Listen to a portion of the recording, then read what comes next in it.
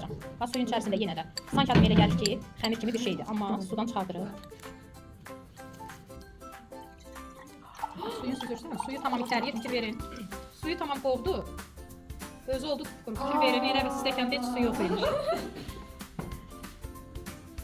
Suda yaxşı həll olan maddələr var, bir də suda həll olmayan maddələr var. Bir də hidrofob və hidrofil maddələr var. Hidrofil suyu sevən maddələrdir, hidrofob sudan doğulan və ya suyu sevməyən maddələr deyilir. Bunların üzərinə su tökülən hər birinin eyni miqdar.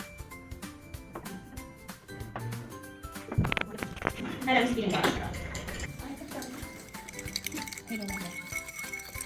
Sudan çıxarırsınız, suyu sevməyən maddə. Görürsünüz, qətiyyən islanmır. Çünki bəli, darçın da hidrofob maddədir, düz deyirsən.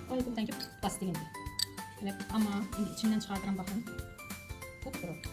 Qətiyyən islanmır. Bu suyu sevməyən. Bu isə suyu sevən maddədir. Uşaqlar fikir verin. Bayaq tökdüyümüz suyu tamamilə çəkdi canına. Bəli, buna suyunidar deyirlər. Bəli, tam versin içindəki. Mən də baxım gəlsin. Sökürəm. İndi siz görürsünüz. Tökdükcə şişir uşaqlar. Bu çox maraqlı maddədir. Öz çəkisindən 300 dəfə çox su çəkə bilir. Bu tökdüyüm suyun hamısını çəkdi yenə canına.